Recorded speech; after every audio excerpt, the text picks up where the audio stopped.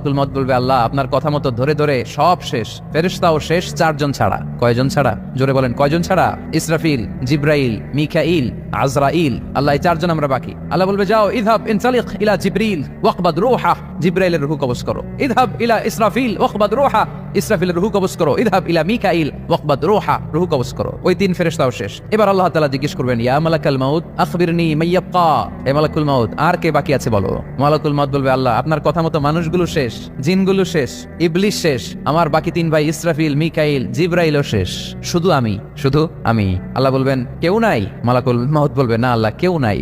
এবার আল্লাহ তাআলা বলবেন মালাকুল মউত তুমি তো সবাই রে মারছো, এবার তুমি মরো, এবার তুমি মরো, তুমি মরো। শোনার সাথে সাথে মালাকুল মউতের কাঁপুনি ছুটে যাবে, খিচুনি এসে যাবে ভয়ে।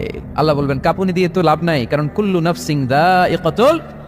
রব্বুল আলামিন বলবেন মালাকুল মউত কেঁদো না, এটাই দুনিয়ার বিধান, আমি আল্লাহর দেয়া বিধান, এটাই, জন্মালেই মরতে হয়, যাও জান্নাত